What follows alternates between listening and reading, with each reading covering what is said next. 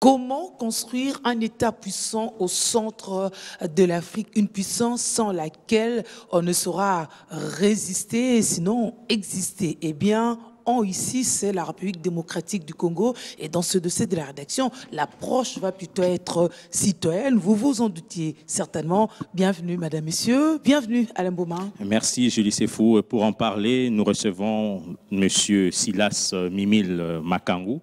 Il est doctorant en politique internationale, doctorant en management stratégique et opérationnel, consultant en leadership et écrivain. Bienvenue, docteur. Merci beaucoup, Alain. Merci, Julie. Tout ça en vous. Ben, c'est ça. Tout à l'heure, vous disiez que la puissance est un impératif pour la République démocratique du Congo. Merci beaucoup. Lorsque nous considérons le contexte qui est le nôtre, nous existons de manière très particulière. Il faudrait dire que la République démocratique du Congo, en tant qu'État, a un parcours atypique. Déjà, vous le savez si bien, lors de la conférence de Berlin en 1884-85, nous avons été considérés par les grandes puissances de l'époque comme étant un espace ouvert, un espace de libre marché, comme une propriété appartenant à toute une communauté dite internationale. Et lorsque vous regardez notre parcours jusqu'à aujourd'hui, vous allez considérer qu'il y a des particularités qui nous sont propres. Et pour cela, penser la puissance serait pour nous le seul moyen de survivre dans un monde où il y a autant de velléités, surtout lorsque nous considérons ce que nous représentons aux yeux de pays étrangers, mais aussi aux yeux de pays voisins. Donc nous ne pourrons survivre en tant qu'État qu'à condition que nous soyons un État puissant. Ce qui signifie pour nous, la puissance ne devait pas être une ambition. La puissance ne devait pas être un choix à effectuer, mais la puissance devait être plutôt pensée comme étant un impératif. Un impératif parce que les autres ont besoin de ce que nous avons. Nous vivons dans un espace beaucoup plus vaste comparativement au nombre que nous sommes. Nous avons tout ce dont les autres ont besoin pour pouvoir se développer. Donc, penser la puissance serait pour notre leadership national une nécessité grâce à laquelle nous allons survivre en tant que nation. Et pour cela, nous devons comprendre que la puissance pour nous est une vocation. Pourquoi vocation? Déjà lorsque nous considérons notre position géopolitique et même géographique. C'est-à-dire nous sommes placés au centre du continent africain. Et Franck Fanon disait que l'Afrique ressemblait à un revolver dont la gâchette se trouvait au niveau du Congo. Il n'y a pas très longtemps, un autre chef d'État africain, Mugabe, plutôt Museveni, qui disait que le développement de la République démocratique du Congo donnerait une certaine vitesse au développement de l'Afrique tout entière. Ce qui signifie que le Congo se doit de se considérer comme étant un don. Un don pour le monde, mais aussi un don pour l'Afrique. Mais étant donné que ce pays doit se considérer comme étant un don, ce ne doit pas être un don que les autres viennent puiser. Ça doit être un don qui se considère d'abord lui-même comme étant un acteur et non pas simplement comme étant un enjeu ou un espace où les autres peuvent venir se pavaner, faire ce qu'ils veulent, ainsi de suite. Donc, penser la puissance serait pour nous, en tant qu'État, la seule condition pour nous de nous faire respecter et de vivre comme un État viable, un État fiable, un État crédible, un État respectable au centre de l'Afrique. Vous l'avez dit juste au début que l'histoire de la République démocratique du Congo est atypique. Très atypique. Est-ce qu'aujourd'hui, ce n'est pas trop tard? Ce n'est pas trop tard, quand bien même nous n'avons pas réussi à modifier ces paradigmes qui nous ont placés dans cette dimension atypique. Ce n'est pas trop tard, parce que nous continuons à être considérés de cette même manière. Exactement. En 1885, on nous considère comme étant un bien commun. Après notre indépendance, nous n'avons pas réussi, déjà pour votre gouverne. Et vous savez que lorsque nous accédons à l'indépendance, à notre souveraineté nationale et internationale, nous sommes le tout premier pays chez qui l'ONU va déployer son tout premier contingent. Exactement. Donc, à peine sortis de la colonisation, nous sommes déjà assistés. Et aujourd'hui, quand vous regardez, vous allez vous rendre compte que nous sommes l'un des pays les plus assistés au monde, du point de vue militaire, du point de vue social, du point de vue économique et ainsi de suite. Donc nous continuons à être ces biens qui appartiennent à tout le monde, sauf à nous-mêmes. Ce qui signifie, c'est possible, voyez-vous, ce qui signifie quelque part que nous n'avons pas tiré les leçons du passé. Et il est grand temps que nous puissions tirer ces leçons combien vitales pour notre survie en tant que nation ou en tant que société. Et comment briser, alors, entre parenthèses, cette malédiction? Il faudrait une prise de conscience collective. Pourquoi? Parce que l'une des beautés que l'histoire nous apporte, c'est que l'histoire nous donne des leçons. Et malheureusement, nous avons été trop lents, nous avons été un tout petit peu distraits pour ne pas tirer les leçons de l'histoire.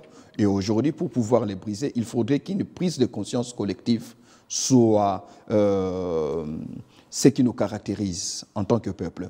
Nous devons prendre conscience premièrement de notre destin en tant que nation. Chaque nation a une destinée et chaque nation se doit répondre à sa vocation. Et nous avons aussi, nous en tant que nation, en tant qu'État, nous avons une vocation. Ce qu'il faudrait aujourd'hui, c'est de nous poser la question sur qui nous sommes, d'où nous venons et où est-ce que nous voulons aller. Et c'est en fonction de cela que nous pourrons alors penser mettre en place une politique étrangère qui nous permette de ne plus être la victime ou encore un simple enjeu ou théâtre d'enrichissement pour les autres nations, d'opération, mais que nous soyons nous aussi un acteur principal. Partir d'un État néant pour un État géant. Et pour cela, il faut au préalable, comme je l'ai dit ici, une prise de conscience. La puissance n'est pas le fait d'un miracle. La puissance n'est pas tributaire au temps. On pourrait passer 100 ans et même 200 ans. Tout en étant un État faible. Tout en étant un État faible. Nous avons l'exemple de l'Haïti. L'Haïti, aujourd'hui, c'est l'un des plus vieux pays du monde à être indépendant. Mais regardez, les bicentenaires de l'Haïti ne lui a pas permis de se transformer en étant puissant. Pour dire que la puissance, loin d'être une vocation, la puissance est aussi une ambition. La puissance, c'est un projet. La puissance, c'est un programme.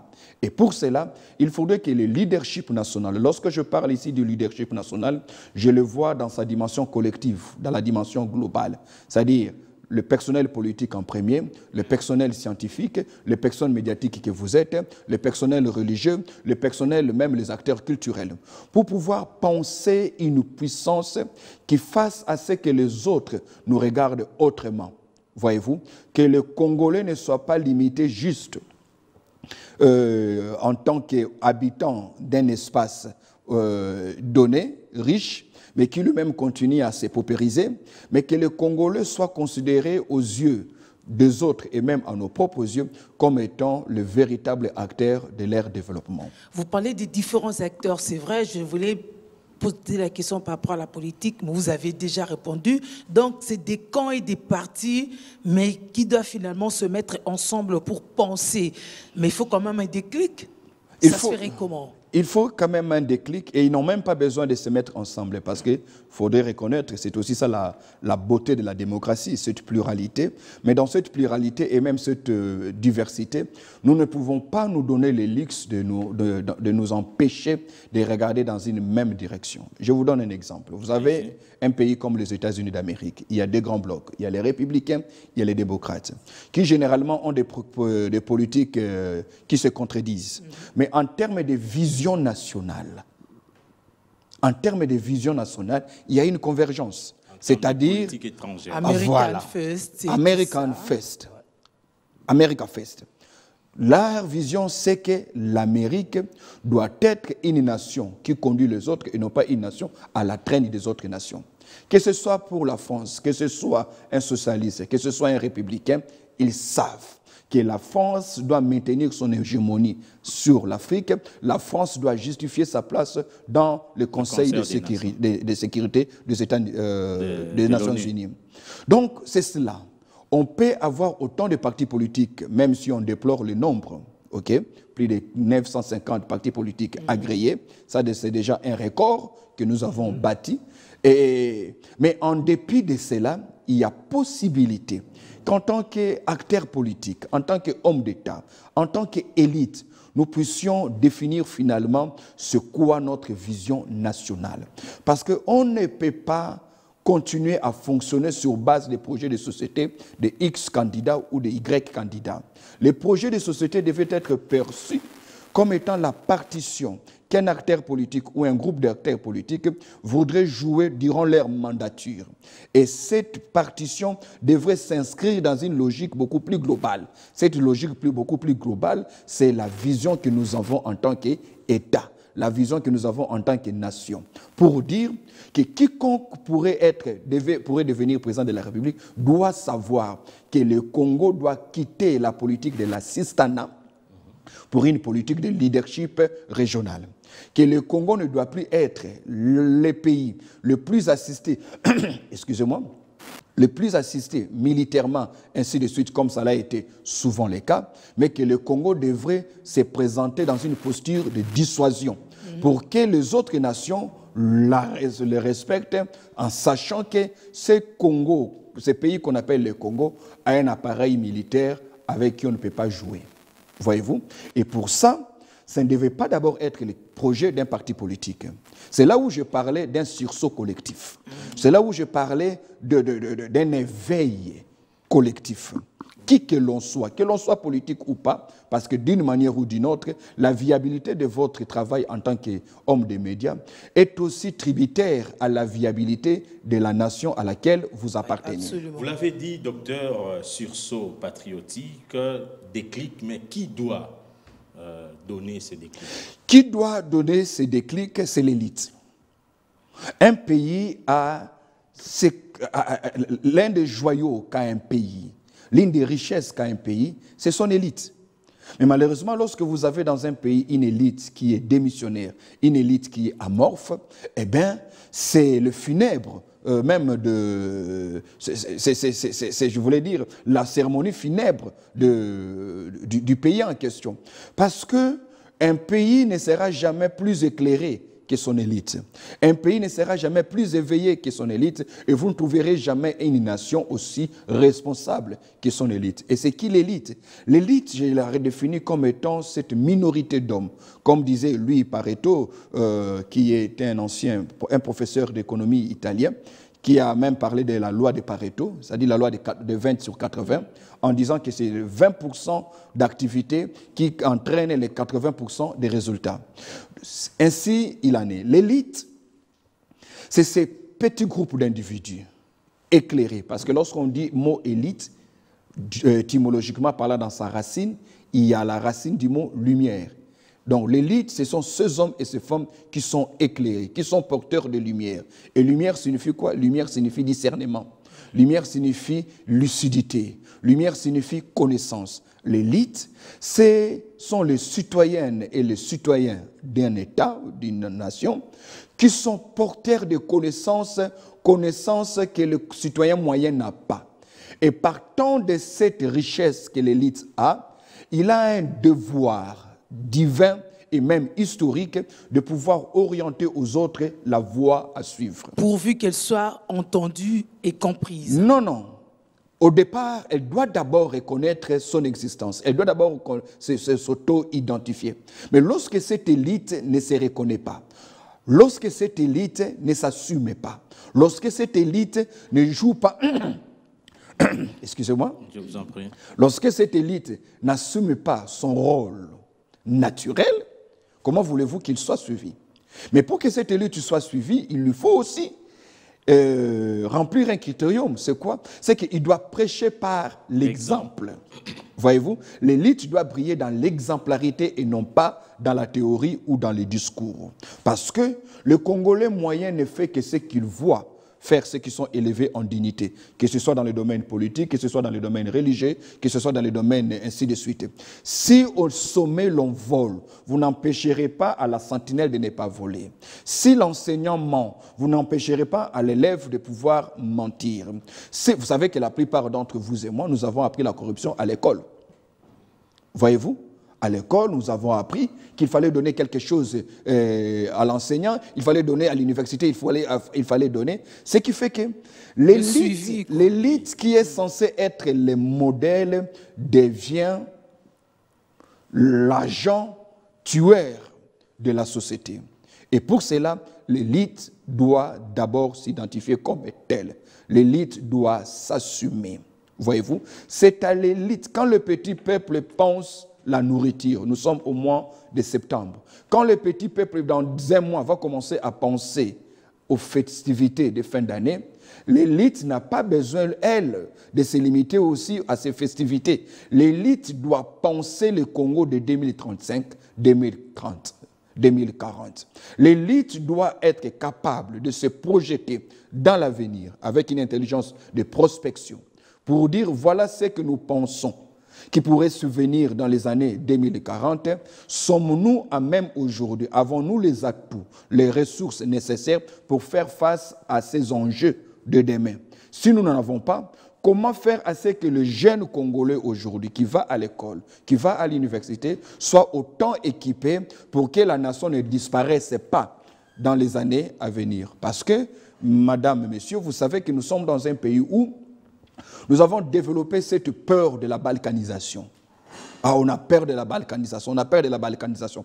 On a tellement évoqué la balkanisation que je pense même que cette balkanisation, si jamais elle devait arriver, elle ne prendra pas la forme que nous avons tous dans notre imaginaire. Exactement. Voyez-vous? Parce qu'une nation ne se meurt pas seulement par la balkanisation. On peut aussi connaître une quelconque somalisation, c'est-à-dire un état de non-état, où l'État n'existait pas. Déjà, lorsque nous avons 204 groupes armés, dans une seule partie du territoire national, lorsque nous avons des partis politiques qui pullulent comme des champignons, lorsque nous avons des églises qui se multiplient à la longueur de la journée avec des messages diversifiés, lorsque nous avons des médias qui, en lieu et place d'informer pour transformer, donnent de faux messages ainsi pour déformer, eh bien, nous allons droit dans le mur. Quand je le dis, ce n'est pas par... c'est pas que je sois sceptique. C'est pas que je sois négatif sur un nombre de fois. Mais vous voulez crever l'abcès. Mais je voudrais que nous ne soyons pas complaisants, que nous ne tombions pas dans les sensationnels, que nous ayons un peu beaucoup plus de la rigueur lorsque nous analysons les choses qui touchent à notre survie en tant qu'État et surtout qui pourraient se présenter comme un poids pesant pour les futures générations. Voyez-vous? Donc, nous risquerons demain de connaître une sorte de somalisation où la nation n'est pas balkanisée, mais c'est un chaos total, c'est un désordre total, c'est l'anarchie totale où chacun peut faire sa loi, chacun peut faire ce qu'il veut. Et pour cela, nous faisons appel à l'émergence d'une classe élitiste. Mais dernièrement, on a reçu même des savants ici. Oh oui. Mais apparemment, ils n'ont pas droit à la parole. On ne le consulte pas. Mais c'est justement ça le problème. On ne le consulte pas parce qu'avec le temps, nous nous sommes piégés nous-mêmes. C'est-à-dire, nous avons créé un grand clivage entre l'action politique et l'intelligence. C'est-à-dire, nous avons créé un grand clivage entre les postes ministériels et les sites universitaires, qui ont pour vocation de pouvoir conseiller, de pouvoir orienter l'action politique. Donc on a tout politisé. On a tout politisé. C'est ainsi que j'ai toujours dit que les Congolais, le Congo souffre d'un double mot, pour ne pas dire double mal. C'est-à-dire, le Congo souffre de l'hyper-spiritualisation. Nous sommes un peuple trop spirituel, et ça c'est très dangereux. À la fois, nous sommes un peuple trop politicien. C'est-à-dire, nous ne regardons les choses qu'avec ces deux revers-là. Comme avec mes deux lunettes, j'ai deux verres. C'est-à-dire, l'autre, c'est pour... Je ne vois que le spirituel. L'autre, je ne vois que le politicien. Tenez. Pourquoi quelqu'un qui a quelque chose à offrir à la nation pour rendre fort sa nation devrait nécessairement passer par un parti politique et être recommandé? Parce que c'est Pourquoi ce que les partis politiques devraient prendre la forme d'être la prolongation d'un cursus académique. Quand vous avez été à l'université, si vous avez les atouts, la nation doit vous utiliser. On ne doit pas qu'utiliser ceux qui sont membres des partis politiques ou des regroupements politiques. Pourquoi je l'ai dit? Parce que la nation a une espérance de vie beaucoup plus grande, plus élargie que les partis politiques. Les impairs partis État n'existent pas. Les impairs partis faits privés n'existent plus aujourd'hui. Les MNC Lumumba n'existent plus aujourd'hui. Les UPA, des consorts n'existent plus aujourd'hui. Les PALU n'existe plus dans sa forme d'hier aujourd'hui. L'IDPS elle-même aujourd'hui, il y a une pléthore d'IDPS. C'est pour dire que nous devons penser la République au-delà des partis politiques. Et pour ça, il faudrait que nous ayons à la tête de notre nation des hommes d'État et non pas des hommes politiques. C'est quoi la différence? Exactement. Les hommes politiques pensent généralement à la mandature. Les hommes politiques pensent aux prochaines élections, alors que les hommes d'État pensent aux prochaines générations. Il faudrait que nous ayons à la tête de nos institutions politiques des hommes épris de patriocratie, des hommes qui ne font pas les choses par militantisme, des gens qui ne transforment pas les intellectuels en communicants ou communicateurs, je ne sais pas comment on les appelle, qui ne réfléchissent qu'en fonction de ce qui a été dit dans les partis politiques et non pas en fonction de l'idéal, de l'objectivité. Il faudrait que nos acteurs, nos dirigeants puissent s'émanciper de tous ces flatteurs qui sont autour d'eux, parce que ces flatteurs ne les flattent pas pour les dirigeants eux-mêmes, mais ils le font pour eux. Parce que plus tu es là, moi aussi j'ai le temps de continuer d'achever mon chantier, moi aussi j'ai le temps de m'acheter mon deuxième costume, les bureaux, tout ça. Voilà mes bureaux, ainsi de suite. Donc il faudrait à ces moments-là que l'élite dans son ensemble, mais principalement, parce que c'est aussi sa grande responsabilité, que l'élite politique puisse s'émanciper de tout discours tribaliste, claniste, régionaliste, militantiste, propagandiste, populiste, pour adopter un discours intelligent. Discours intelligent signifie un discours qui surplante les sensationnels, un discours qui transcende l'émotionnel, un discours qui se projette dans le long terme pour quitter le court terme. Pourquoi? Parce que cette nation doit exister dans sa forme actuelle, du moins dans sa dimension territoriale, même dans les 70 années à venir, dans les 100 ans à venir, si Jésus ne revenait pas. Voyez-vous? Et pour cela, nous avons le devoir de léguer à nos enfants une nation beaucoup plus prospère que celle que nous avons héritée de nos pères. C'est là où je disais apprendre à tirer les leçons du passé. Donc vous allez parler d'abord, ce sont les préalables d'une vision.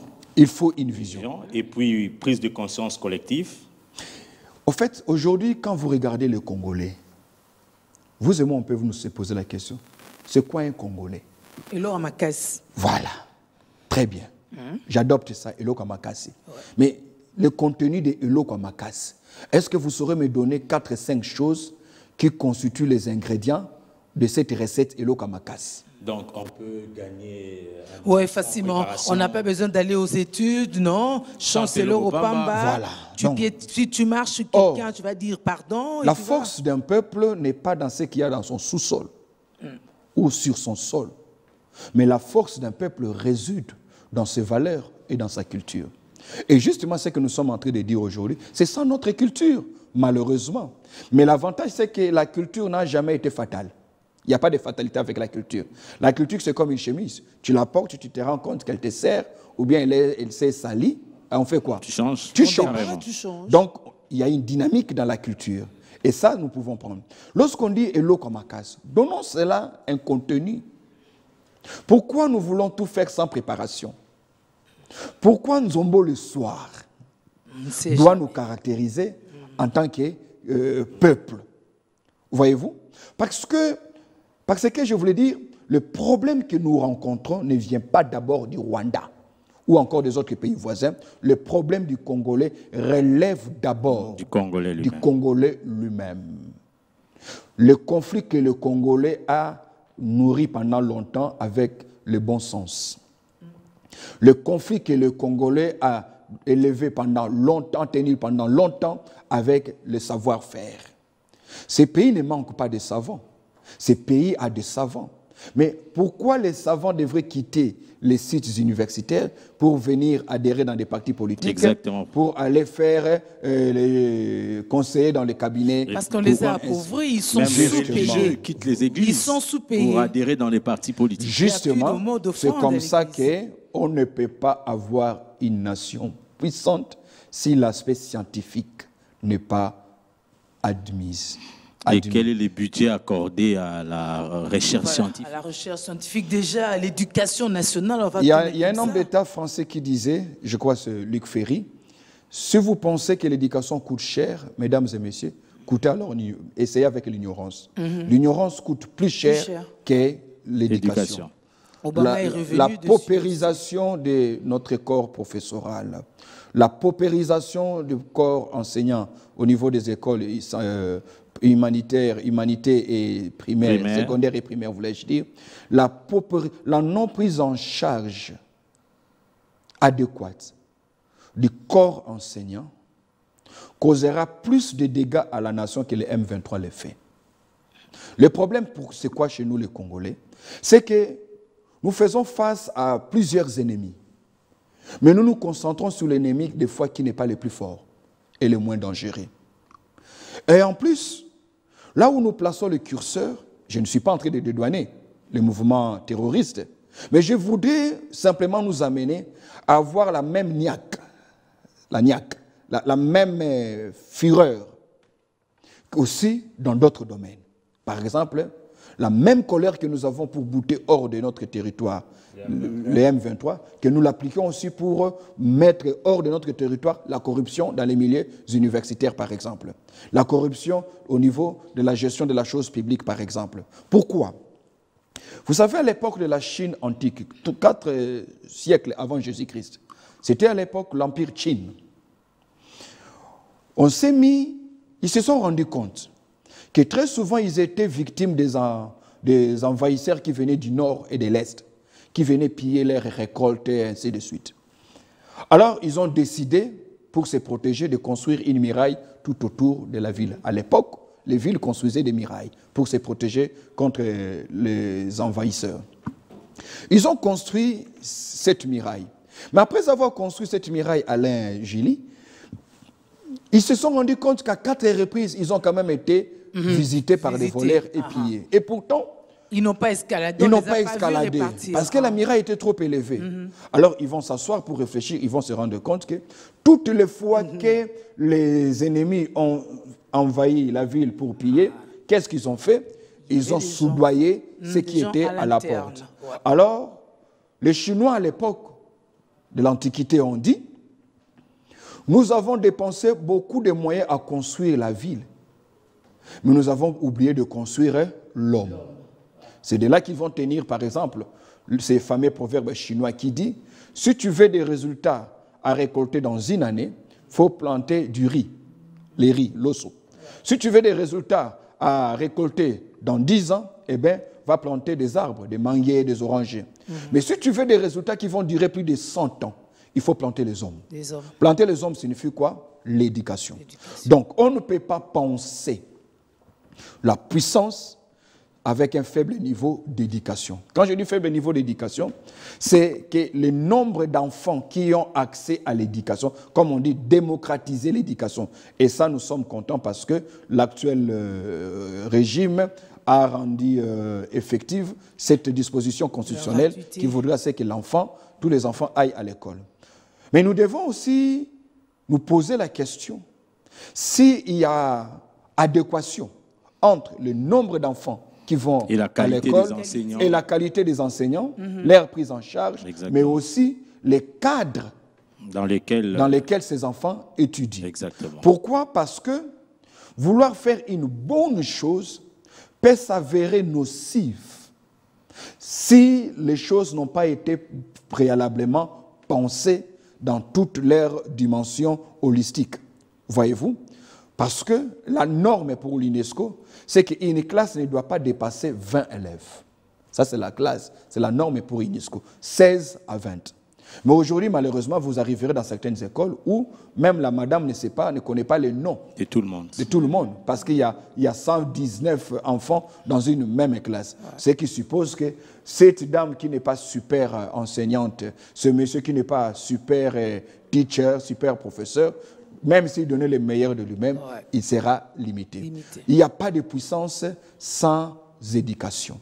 Mandela disait que l'arme la plus puissante pour assurer la liberté d'un peuple, ce n'était pas les pierres, ce n'était pas le cocktail Molotov, ce n'était pas les fusils. L'arme la plus efficace pour assurer la liberté d'un peuple, c'est quoi? C'est son éducation. C'est comme ça qu'en économie moderne et même en géopolitique, l'aspect de la population, ou encore, on ne parle plus de la population, on parle plutôt du capital humain. Ouais. Parce que ce capital humain, c'est effectivement cette population, mais qui est passée par un rouage de formation, d'équipement et d'instruction pour devenir un capital humain. Ce qui signifie que, madame, on peut être des millions dans un pays, mais si le niveau d'instruction est faible, le surnombre peut devenir un poids pour l'État. D'où construire la puissance signifie aussi penser l'éducation. Okay. Oui, et donc prise de conscience collective, éducation. Et l'autre préalable? Un autre préalable, c'est qu'il faudrait penser l'aspect défense et sécurité. Regardez le contexte qui est le nôtre. Nous avons la malchance, mais aussi l'opportunité. Et tout dépend du paradigme que nous allons utiliser. D'être un des rares pays au monde à avoir autant de frontières. 9. Ouais. Nous en avons 9. Et quand vous avez 9 pays voisins, il ne suffit pas de les avoir seulement comme voisins. Vous regardez aussi à la solidité ou à la fragilité des régimes qui conduisent ces pays.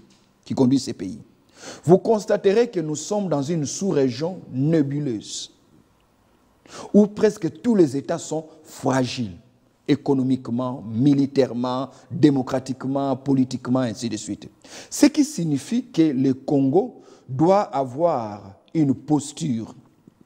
La posture que le Congo doit avoir, c'est la posture d'un État pour qui la guerre est une règle et la paix est une exception. Ceci ne fait pas de nous un État vente-à-guerre. Mais on ne peut pas avoir 9 voisins qui tous ont eu à connaître des histoires de coups d'État, d'instabilité, d'assassinat des chefs d'État, ainsi de suite, et vouloir prendre une posture de morale. Non, nous ne sommes pas l'Église. OK? Parce que même au ciel, Dieu a une armée. Pour ceux qui lisent la Bible, on l'appelle Jéhovah Sabaoth, qui signifie l'éternel Dieu des armées. C'est le Dieu qui vit en paix au ciel, où il n'y aura ni coup d'État, ni rébellion.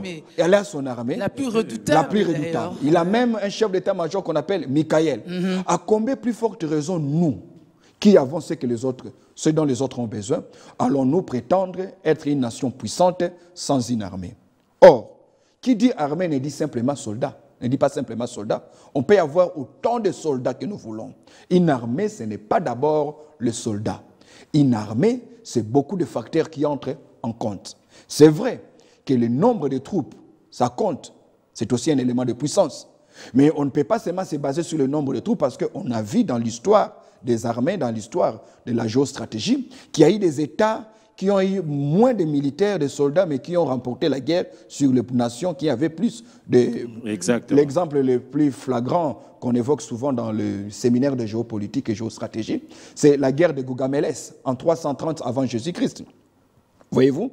Une petite armée qui a réussi à renverser une armée qui avait le nombre de soldats 104 fois plus. Voyez-vous? Et aujourd'hui, nous avons l'exemple d'un État comme Israël. C'est un tout petit État. Mais qui fait... Vous savez, j'ai fini Jérusalem en une journée. On a fait la ronde de Jérusalem en une seule journée. C'est un tout petit État. Mais qui parvient à tenir face à des nations qui ont le nombre de soldats de loin plus élevé que lui. Pourquoi? Parce qu'ils ont tenu compte de l'animosité de leurs voisins. Ils ont compris qu'il n'y a pas de puissance dans la morale seulement, la puissance est aussi au bout du fusil. Et ça, c'est quelque chose que le Congo doit intérioriser. Nous devons cesser de diaboliser la guerre. Nous devons cesser de laisser l'armée être une affaire de ceux qui n'ont pas été à l'école ou encore que l'armée soit une affaire de Koulouna raté. Il faudrait que nous ayons une armée républicaine. Quand je parle d'une armée républicaine, c'est-à-dire une armée qui ne serve pas le régime, mais une armée qui serve la République. Parce que le problème avec les pays africains, c'est que la plupart des armées servent plus au maintien du pouvoir qu'à la défense de l'intégrité territoriale. Qui dit armée, Alain, dit aussi discipline. Il n'y a pas d'armée sans discipline. Non. L'armée, c'est la discipline. C'est la mère. C'est la mère de la... Ouais. La discipline, c'est la mère des armées. Voyez-vous? Il n'y a pas d'armée sans discipline. On ne peut pas recruter quelqu'un qui déjà n'est pas discipliné. Les armées les plus puissantes au monde le sont parce que la discipline est un facteur non négociable. Et qui dit discipline dit hiérarchie. Qui dit discipline dit commandement pyramidal. C'est-à-dire Mokonzi, Aza Mokonzi, qu'il soit de ma tribu ou pas. On ne fait pas allégeance à un chef parce que c'est avec lui qu'on a combattu dans une telle rébellion. Il faudrait redonner à l'armée toute sa dignité et sa force. C'est-à-dire que la chaîne de commandement soit non négociable. Peu importe les affinités, peu importe la tribu, peu importe l'âge, parce que, je répète, et vous l'avez si bien dit, la discipline, c'est la mère des armées. L'armée, oui, c'est aussi, donnez-moi juste quelques secondes pour ne pas... l'armée, c'est aussi l'arsenal. On peut avoir des soldats motivés. On peut avoir des soldats aguerris. Mais la logistique, c'est aussi un facteur qui facilite, qui garantit la victoire lors d'une confrontation militaire, d'un affrontement militaire. Voyez-vous? Dans quel état se trouvent les choses chez nous? Nous aimons bien prendre l'exemple avec Israël. Vous savez, aujourd'hui, l'armée d'Israël, 70% de l'arsenal que cette armée utilise, elle fabrique ça elle-même. Parce qu'aujourd'hui, les armées modernes, militaire, très bien, ont développé ce qu'on appelle l'industrie militaire. C'est-à-dire, le fusil que vous utilisez, vous devez le fabriquer. Parce qu'une armée qui attend les flèches de voisins, il suffit juste que vous soyez sous embargo, comme ça a été le cas. Ouais. Vous êtes fragilisé. Vous êtes fragilisé. Oui. Docteur, j'avais une question en rapport avec l'infiltration. Oui. L'on dénonce nombreuses infiltrations au sein des FARDC. Oui. Même de nos institutions, on va dire comme ça. Que faire? Ben, il faut relativiser. C'est-à-dire? Je vais peut-être vous choquer ou aussi choquer parce que je ne vais pas être sensationnel. Je ne vais pas recourir au militantisme, je vais être le plus patriocrate possible. Si vous voyez quelqu'un vous infiltrer, c'est qu'il est fort.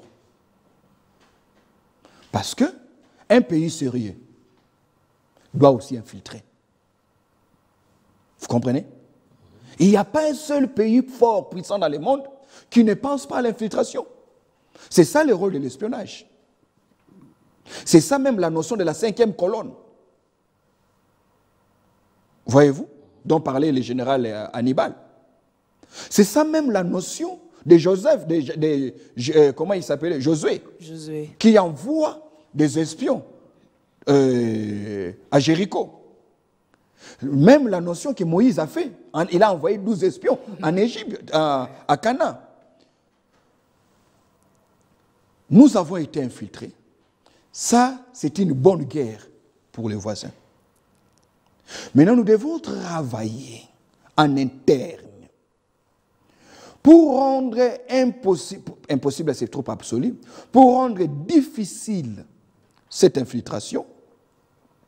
Et nous aussi, à notre tour, nous préparer à infiltrer. Pourquoi je l'ai dit? C'est très important parce qu'aujourd'hui, quand on parle de l'infiltration, on voit beaucoup plus le Rwanda qui nous a infiltrés.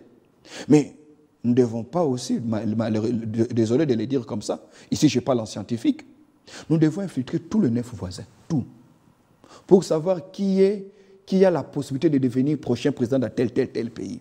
Parce que demain, il se pourrait qu'un mauvais prenne le pouvoir à l'Angola. Et qui dit, j'ai un compte à régler avec le Congo. Donc influencer même les choix là-bas. C'est ce qui se fait. Ouais. Un pays normal doit réfléchir comme ça. C'est comme ça que l'on dit en géopolitique, on ne peut pas protéger l'objectif en étant dans l'objectif. C'est-à-dire quoi? On ne peut pas protéger ces studios si tous nous sommes ici. Nous sommes en insécurité. Non, c'est impossible. Pour protéger ces studios, nous devons nous rassurer que les deux jeunes gens sont dehors. L'autre est sur l'autre avenue. Lui, il est dans la parcelle voisine. Pourquoi? Parce que dès l'instant où vous n'êtes qu'en interne pour protéger les territoires, vous avez déjà perdu. Il faut projeter sa puissance. Il faut aller à l'externe. Voilà pourquoi on parle de sécurité extérieure. Voilà. On parle de la sécurité extérieure. C'est le rôle aussi que doivent jouer nos ambassadeurs et même notre diaspora. Vous savez, aujourd'hui, quand vous allez à la NASA, d'abord dans certains coins aux États-Unis, et constitutionnellement d'ailleurs, la langue aux États-Unis, il y a maintenant deux langues, l'espagnol et l'anglais.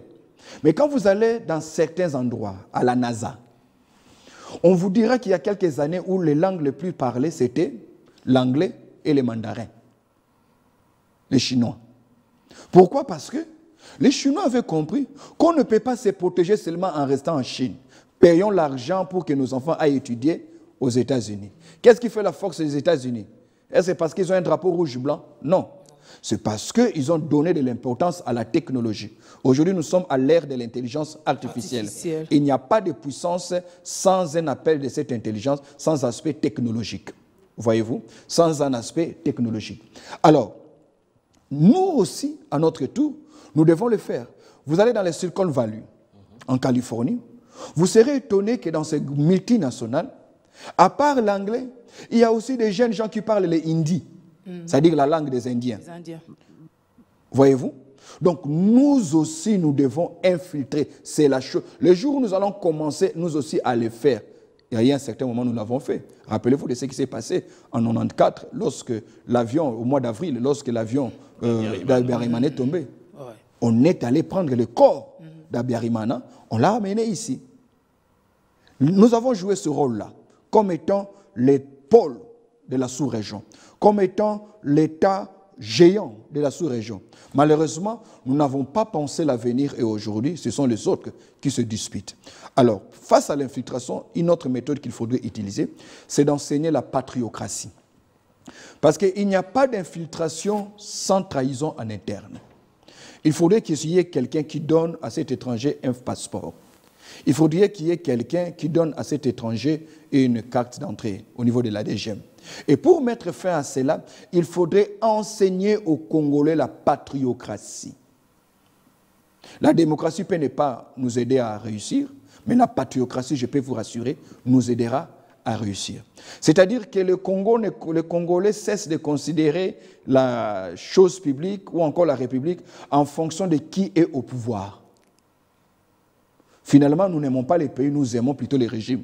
Quand c'est tel régime, on est patriote. Quand ce n'est plus ça, on souhaite les malheurs. Quand c'est X qui vient, on devient patriote, ainsi de suite. Non, nous n'avons pas besoin de recourir à cela. Ce dont nous avons besoin, c'est d'enseigner la patriocratie, enseigner l'éthique, la morale, le civisme, pour réduire le taux de l'infiltration.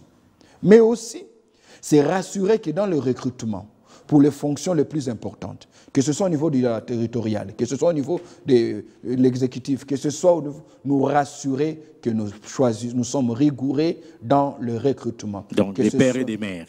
Comme... Bon, des pères et des mères, je ne vais pas trop aller dans ce sens-là, ce qui est, je considère que c'est une bonne proposition, ok? Mais je me dis peut-être que le temps est très très mal choisi. Je crains même qu'on commence à utiliser. Donc il faudrait qu'on commence à utiliser ça comme un épouvantail. On doit penser à recruter que des Congolais dont les pères et les mères sont Congolais d'origine. Ce pays a plus souffert entre les mains des pères et des mères, ça il faut le dire.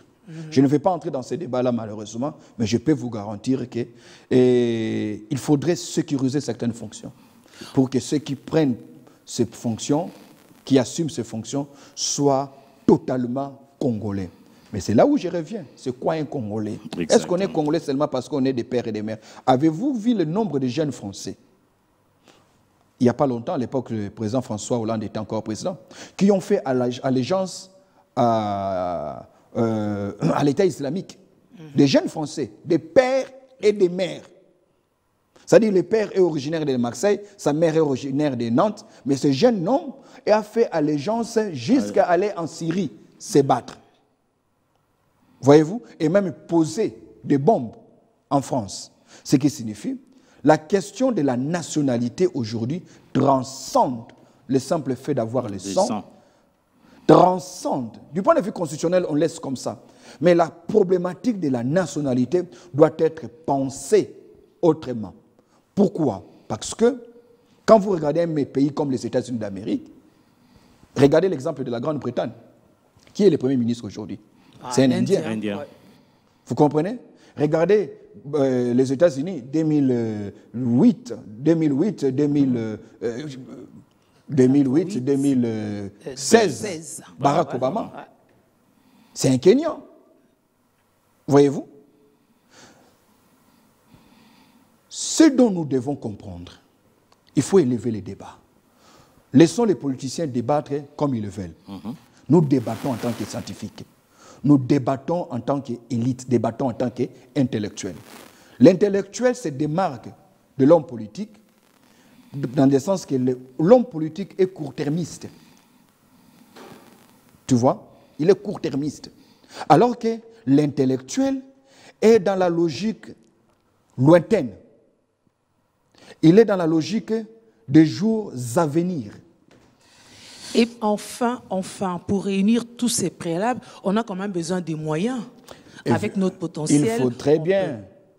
Vous savez, on dit d'un peuple qu'il est intelligent, pas parce qu'il a des diplômes et consorts, c'est parce qu'il a l'intelligence de deux choses.